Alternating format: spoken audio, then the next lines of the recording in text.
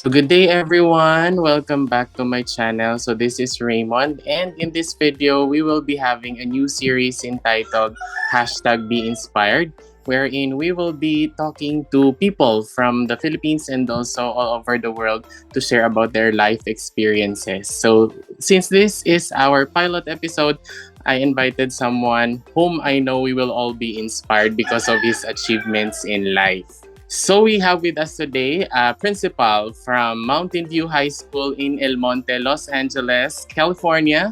Let us have Sir Jose Relson L. Bañas. Mayong adlaw, sir. Maayong adlaw, and thank you for having me on your channel. And I'm really honored to be your pilot episode. I really appreciate that. Thank you for having me. Ayan, nako, the pleasure is all mine, sir. So I was able to meet Sir Relson when I was in the US under the Fulbright Foreign Language Teaching Assistant, and of course through the introduction of Sir 𝗧𝗔𝗦𝗦. Okay, so I know, sir, that you have been very busy these past few weeks. So what's like the best part of your week? I guess for this week, what's like the best part? There's a lot of things going on since I assume the new responsibility as principal of Mountain View High School. Life has changed a lot. There has been a lot of ups and downs, but the best part of every journey I have every week is, seeing students doing and thriving to be the best that they can be, walking in the classrooms, observing teachers, and being part with the whole community and the classroom environment. It has been the best part of my week so far.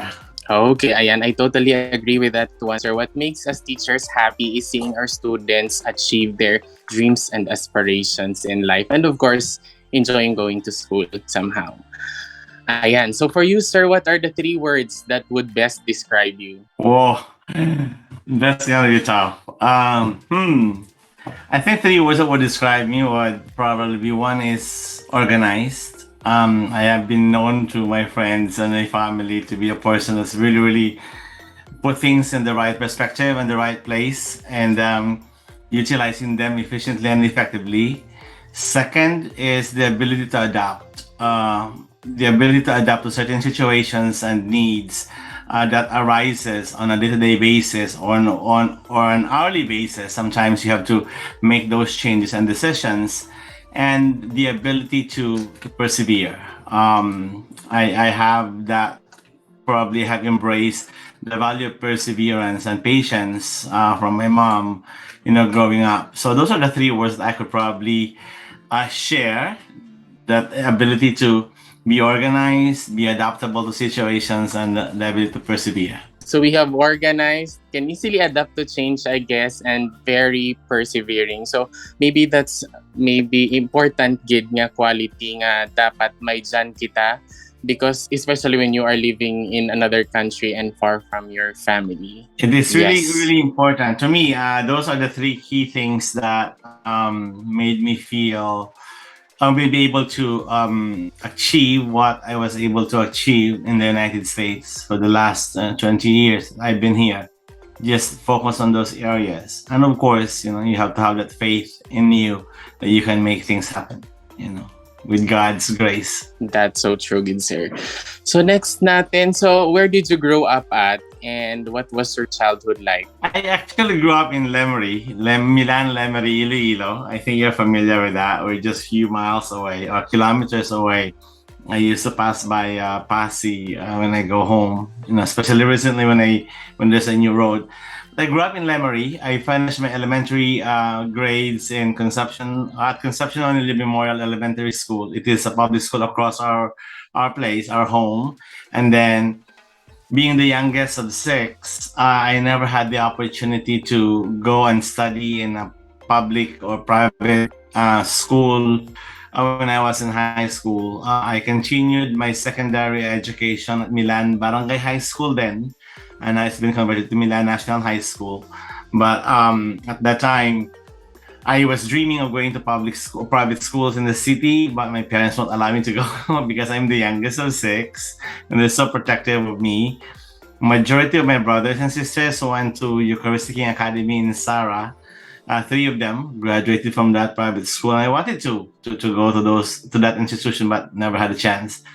And then yeah, I grew up, helping my parents at home, helping household chores on weekends, or I would say daily.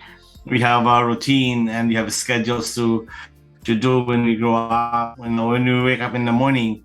So literally, I was a rural boy. I wasn't born in the city. I'm not a city boy until I went to college. So it's pretty much it. I'm a I grew up in the mountains of Lemery. Okay, ayan. So what's your best memory of being maybe an elementary school learner or a high school student, sir? I always share this with my nephew and nieces. I think the best memories I've had is that growing up, we never had the opportunity to, or we never had any chance of using gadgets or electronic devices like what we have right now. I think we are able to allow to explore and develop our creativity, like creating your own toys on weekends with friends, helping your parents, and that value of industry, to be helping your parents on weekends as well. Those to me are great memories that I always remember. I just appreciate and value those when I was actually an adult. Growing up as a kid, I resisted those work that my parents would like me to do. But as you grow up, I always thank right now my mom and my dad, or nanay and tatay, I would always call them, that thank you for teaching me to do those little things, growing up. Because if not of those, I won't be able probably be the person I am right now because of those little things that they taught me growing up. So those are things that I would best memories for me, and playing with friends on after school. After your CAT. Then we have a CAT when I was in high school. We would play after CAT at around 4 or 5. Would play basketball at the plaza, and those little memories. And on weekends, you help your family. Those are probably my childhood memories when I was growing up. Okay, so where did you study at in college and what course did you do? I went to West Visayas State University with Bachelor of Secondary Education, major in mathematics. I was not even thinking of becoming a teacher at the beginning. I really wanted to be an engineer. But there's only one university I wanted to go to, is West Visayas. I don't know, for some reasons that instilled into my mind to go to West Visayas. And when I was at West Visayas, I was informed that there's no engineering program at West. So I was encouraged to enroll in education major in math until I became a teacher. So I'm proud to go West. Yes, sambal gani nanda, no? Basta taga West, the best. Okay, so did you choose your profession or did it choose you? I think my profession chose me. As I said earlier, engineering has been my first course, my first choice, and accountancy and being a teacher was probably mine. But looking back, I think I have traces of experiences even in high school and elementary days that I think I was meant to be a teacher. First and foremost, I'm surrounded with teachers at home. When I say that, because my teachers, we used to have a boarding house where most of the teachers stay with us. So I kind of surrounded by that. My ninos and ninangs were the teachers. And then I really valued teaching when I was in my junior year, when I had this student teaching, when I started teaching kids outside, the deprived communities. When I see myself teaching and being with them, that's where it kind of clicked to me. And I think that was I told myself, this is my profession. This is where I love to what I love to do. So I slowly embraced that. So I don't know if I didn't go into teaching, I probably won't be here in the United States. I don't know what's gonna happen with me. So Yeah, yes, sir. So how long have you been teaching? this is my 22nd, 21st year teaching. Yes, I graduated in 1991 from West Visayas, and since then I've been teaching from various universities and schools in Iloilo and also in the United States. So since you've been a teacher for like the past 21 years, what's your most memorable experience as a teacher? Oh, there's a lot. I have a lot of memorable experiences. Oh, I take it back. It's not 21, 31 years. I take it back. I made wrong calculations.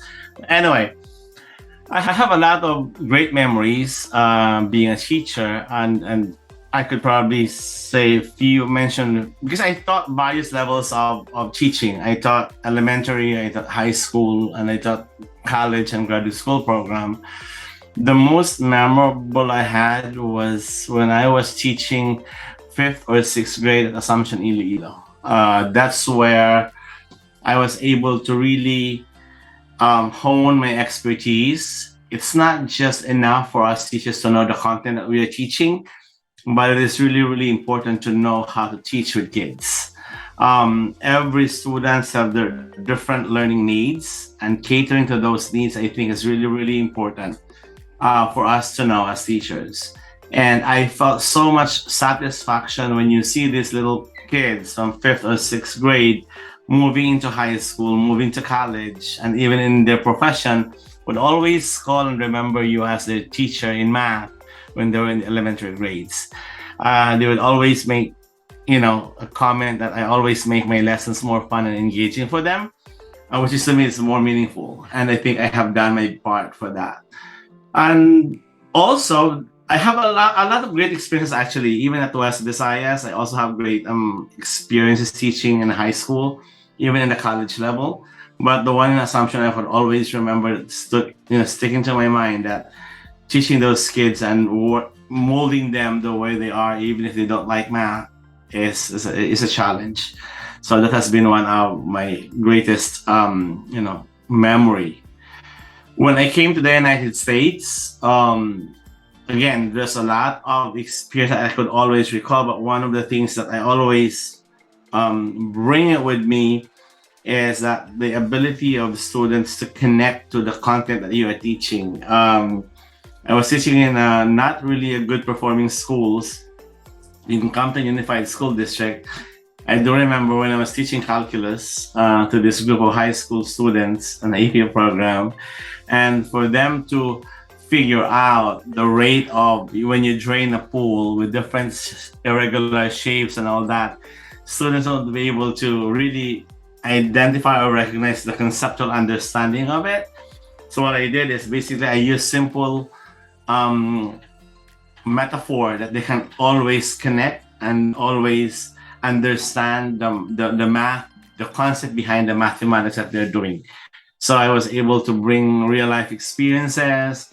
I have them, I remember this lesson that when they started sucking a lollipop, I brought a lollipop in the classroom with dental floss. I give each one a dental floss and a lollipop with the worksheets. At the beginning, I asked them to measure the circumference of the lollipop, which a lot of them did it. And then I asked them suck the lollipop for 5 minutes. So everybody was just sucking the lollipop for 5 minutes. And then I asked them to measure it again. So they realized that every 5 minutes of interval, the size of the lollipop is decreasing and decreasing, and they're able to see the idea of if there is a balloon full of air, when you decrease it with air, the radius and the circumference surface area is also being affected. So those are type of things that you make lessons more engaging and fun with kids, and kids always remember that. Students always remember you, not what you teach, but how you teach them. So those are memories I always bring with me and cherish with me wherever I go. Yes, sir. I think our students learn better when they find the real world connection of the lessons that we teach. Yes. Okay, so how did the opportunity of being able to teach in the US came in, and was it planned or something? It wasn't planned because at that time I had been applying for UK as a teacher as well, or a tutor. But the United States, the Compton Unified opportunity came actually 2021, summer of 2021. And then they came to the Philippines to recruit teachers. And they literally went to Iloilo. And then a group of my friends were actually applied. And they've been calling me to apply because I have the application. But I never had the opportunity to complete all the package that they were looking for. So one day, that Holy Week, I remember it's a Holy Week. It started a good Holy Monday. A friend of mine was calling for a friend, 𝗖𝗢𝗡𝗢𝗢𝗢, happens to be from Passi City as well. 𝗖𝗢𝗡𝗘-𗢬𝗓 is a classmate of mine in my master's program, and I was teaching a graduate school at West Visayas, and I'm looking for a book that I know Liu has one. So I was calling Liu, and I would say fortunately or unfortunately, but I would say fortunately, a friend of ours picked up the phone and said that Liu is at the hotel taking the test or waiting for interview. And then my friend who picked up the phone said, "Why don't you come and take the test?" I said, "For what?" "For Compton Unified School District." I said, "Okay." So, with the story short, I went to the hotel at Sarabia Manor Hotel at around 1 o'clock in the afternoon, or before that. Then they feed us for lunch, give us an orientation, we took the test, and I qualified. After I took the test, I qualified for math and English, math, writing, and reading. So when I qualified, they scheduled me right away. That's Monday. They scheduled me right away for an interview. Actually, it's Tuesday, not Monday. They scheduled for interview the second day, that evening, and I got in around 7 o'clock in the evening for interview. I finished around 9. And then in the interview, they asked me about a lot of questions about, my degree and all that. And then right after that interview, the following morning, they called me back to do a demonstration lessons. And then little did I know that that Saturday of that week, after Good Friday, the person who was part of the recruitment process went to Manila to verify our records of credentials, and then came back Saturday and then offered us a job employment. And it was just like pretty fast. I applied Tuesday. By Saturday, I had a job offer to teach in the United States. And again, at the time, we have no money. I have no money to get the expenses, but I just said yes, because it's a rare opportunity to be working in the US. Plus, we're being offered to work as a working visa, not just like a J1 visa or exchange, but really a working visa as a regular employee of the district. So I processed everything, and then I came into the US January of the year, 6 months after. So, Yes, I guess. So that's what we need to do with life. We have to take risks. yes. Because We if had we to. want, we would have to settle for the ordinary. Yeah. Yes, sir. So how long have you been in the US? I've been here 21 years. So 20 years, 20 years, going to 21 years. I came in 2002. So in 20 years, I have, in 2 decades, I was able to spread my wings a little bit, say that, and try to explore different responsibilities that I never could imagine back then. I just came here to be a teacher. That's all I have. And just do my part and my best being a classroom teacher in the middle school. And then opportunities just came along. So I know that living in the US or living abroad is really a challenge. So what do you think is the characteristic that makes us Filipinos bloom somehow or grow wherever we're at? Okay, I always share this. This has been my my thought in terms of coming or working in a different country. As Filipinos, we always try our best to blend in. We try our best to behave, act like Americans or any other nationalities. We try to speak the way they speak. We try to emulate the way they dress and their culture. But I didn't realize that we don't need to do those things for you to be recognized, for you to stand out. I think what you can do is try to embrace who you are. Our culture is one. Our accent is another one. We can never change that, especially if you grew up in the Philippines with a certain accent that when you speak, you always bring it with you. And at times, at first, we get kind of, ashamed of it. But I think we need to change the way we look at it. Just embrace that. Regardless the way you talk, regardless of our color, regardless of our culture, I think if you continue to do what is right and what's best for you and for the clientele that you're serving, I think people will recognize that. They'll give you that opportunity. You don't need to speak like them. You don't need to behave like them. But you're trying to, embrace that, who you are, embrace your identity as a person, because that could help you or make you stand out from the rest of the crowd. That would make you unique. But because of what you can bring and your identity stood out from the crowd, I think people would recognize that. Because as a Filipino teachers, we know what we're teaching. We know the content that we are teaching in terms of content per se. We have a good grasp of teaching pedagogy. We have a good understanding of assessment. We have a good understanding of how the child learn, things like that. In terms of principles of teaching, we have that, and continue to bring that, and adapt to the situations that you are in, adapt to the culture that you are in, because you're dealing not with Filipino students, but you're dealing with the various diverse culture in your classroom. So I think understanding all those parameters is really, really important. So I think the secret is basically embrace who you are, and be authentic to yourself, and you don't need to pretend.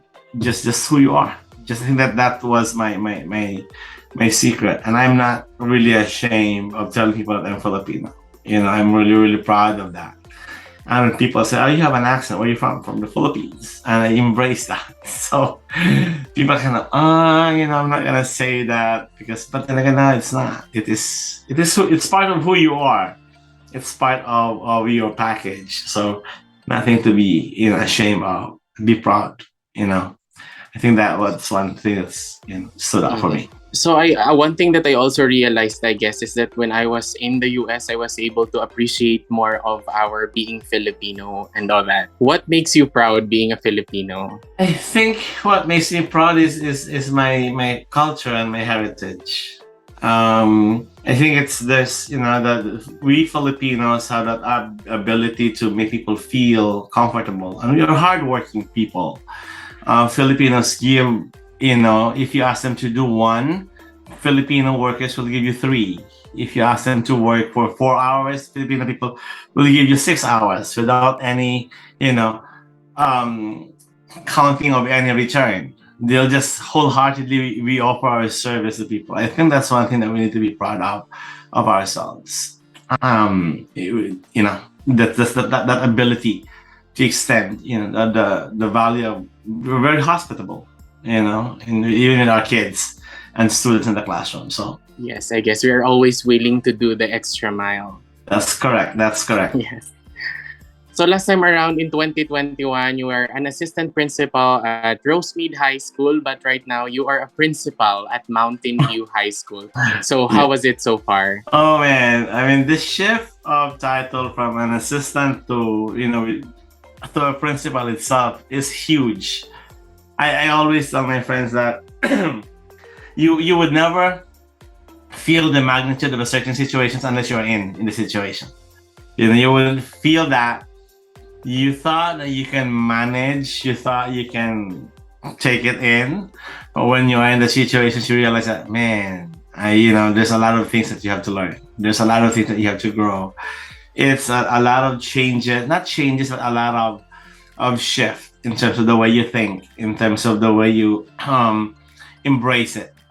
Sometimes I push aside being a Filipino, but think of being like really a principal at the situation at this point in time. I'm still in the process of learning and accepting the fact that I have to make decisions all throughout the day. That I have to run the school. I have to have that management, the operational section of the school. I have to manage everything. I have to deal with personnel. I have to deal with budgets. I have to deal with parents. I have to deal with fiscal services, a lot. And I have to learn a lot of legalities, rules, and procedures that, I was aware of, but not really fully understand its magnitude and its use. So it's been a challenge. I would say that a challenge, yet I'm happy about it, and I'm glad I took the responsibility and challenge to be the head of the school. So we're moving along. We're moving along with that. So let's see how it goes in the next few months. If I could still, stand the challenge of of times. Yes, sir. For sure, can So definitely do that. So you've been in the US for like the past 21 years. So how many states have you been to and what's your favorite so far? actually, I don't know how many states I have been to. I don't remember. I don't really count out of 50 states that we have. But so far, my favorite one that I would always wanted to go back, and even if considering leaving, is Colorado.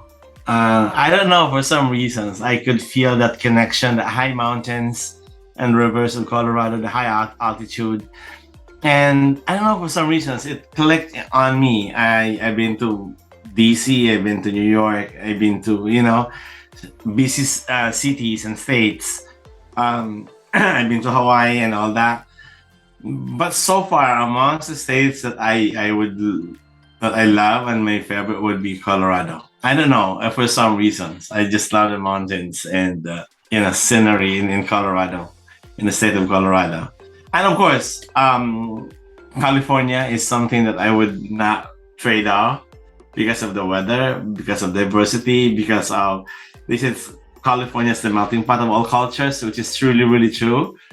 And in California, you have mountains. You can go mountains in a few miles. You can go to the seas in a few miles. It's like that diverse landscape. You can visit in California, and the weather is amazing.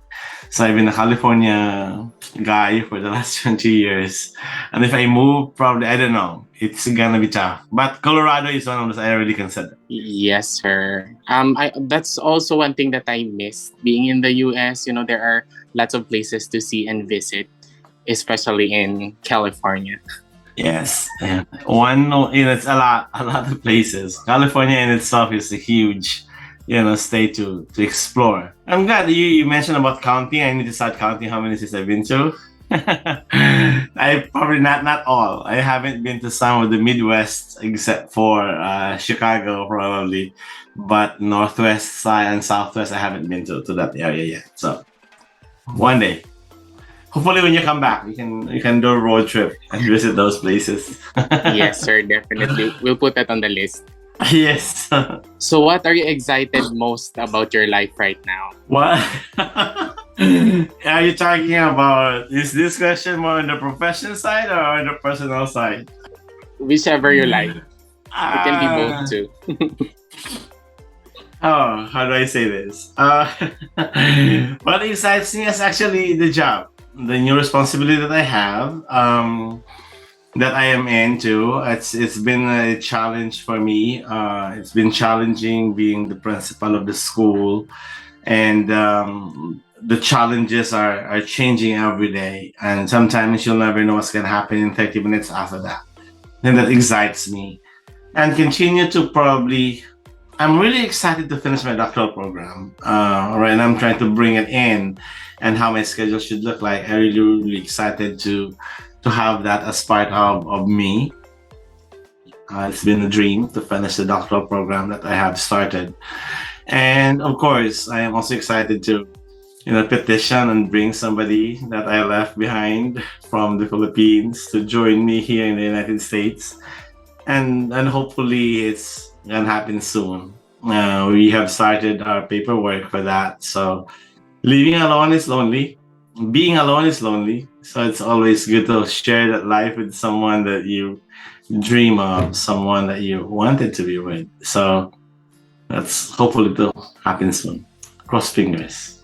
Yes, let's keep our fingers crossed, and I think we'll have to claim that already. So next question that we have here, sir, is that what do you do when you're not working? If I'm not working, two things I'm doing.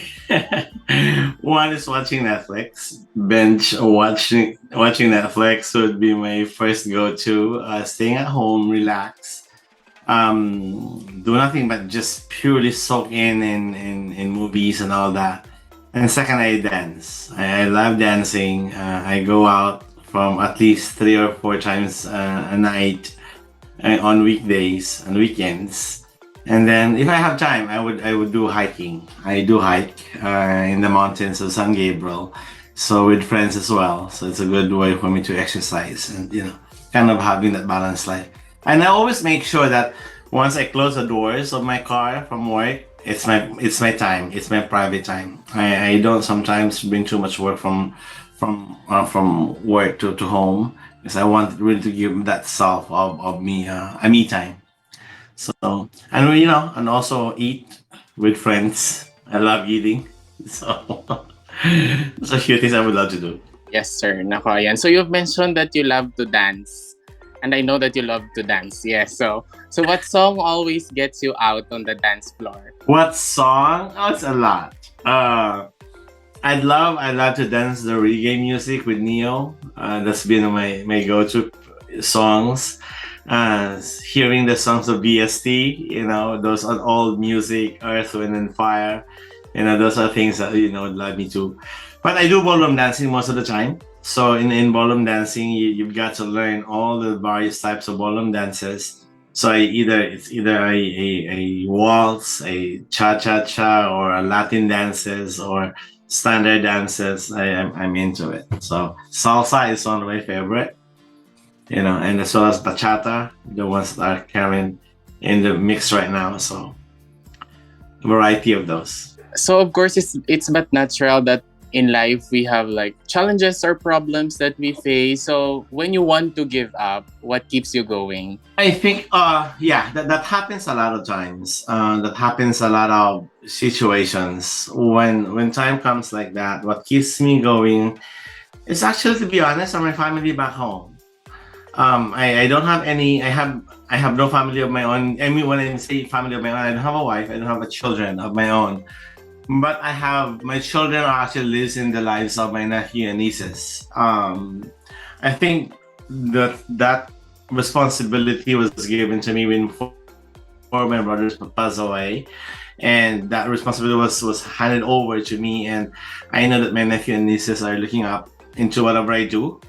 It's inspiring them and continue to be a model, of doing what's right, and inspire them to continue and discover the best in them. I think that keeps me going, and doing good things. I mean, just doing what's right and what's appropriate for people. That keeps me going.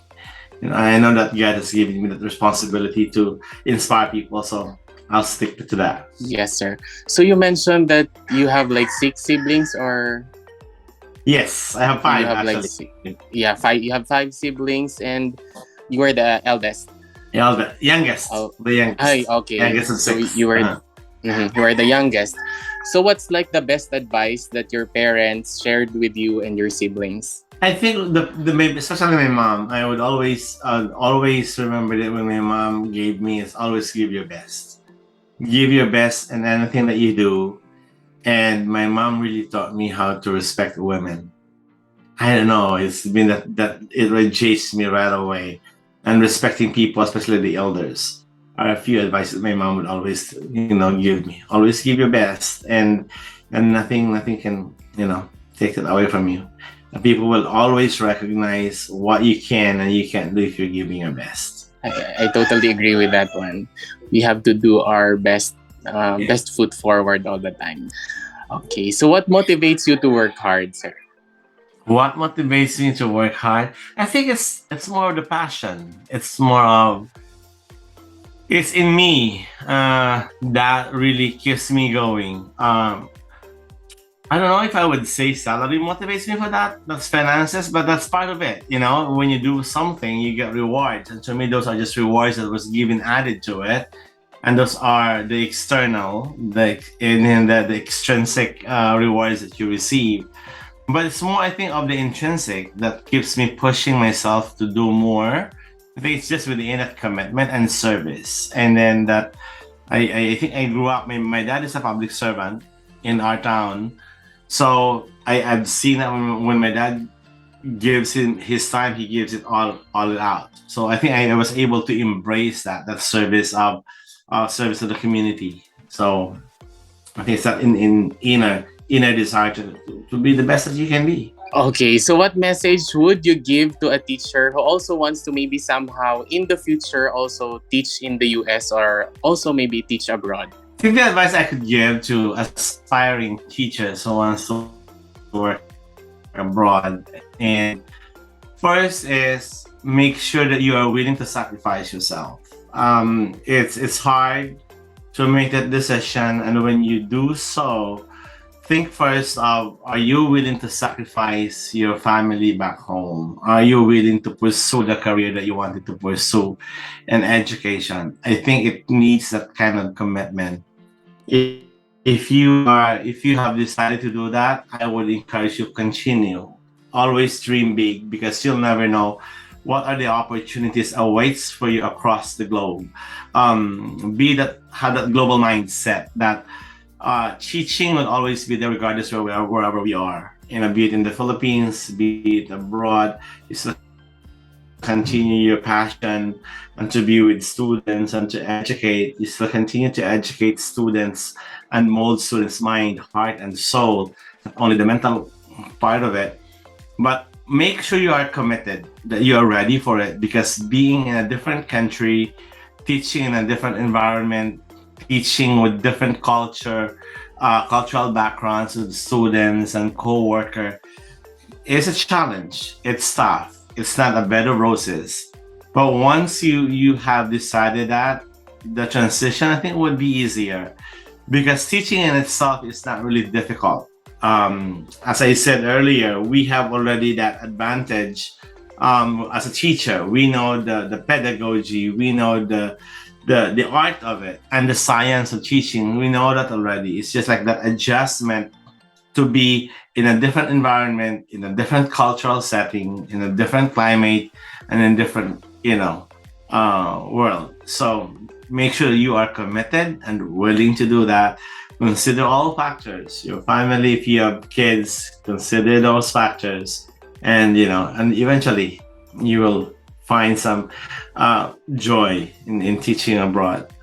As I said, it's not just happy all the time. You have to make those sacrifices. So siguro one of my takeaway after from talking to you today, sir, is that there are always challenges in life, like along the way, like whatever we are planning to achieve in life. But as long as we persevere, as long as we take risks, somehow we will definitely be there. So to end our interview for today, maybe you would want to like have a shout out, or you want to greet someone or your family or anyone here in the Philippines or Yes, anywhere. absolutely. I'd like to shout out to my family from Lemery, Iloilo, from Barangay Milan. I know if they're listening, if they're tuning in, hello to everyone, and also to my sister back in Iloilo. She lives in Arevalo. I'd like to shout out to her as well, and also to the special someone who lives in Passi. He's also, someone from Passi. You take care. I hope to see you soon. Last, sir, what's your motto or guiding principle in life? Be the best that you can be. I mean, God have reasons where we always dream of places we wanted to go, but God have a reason why we put them, why He put us in a place where we're needed the most. So it's just like always be willing to take that risk, be willing to embrace the challenge and pursue your dream, pursue what God has in store for you. So just this is my guiding principle. Yes, sir. So, madamo gid nga salamat. The pleasure is all mine. Thank you for being with Thank me you. today. Thank you for having me and hope to see you soon. Yes, definitely.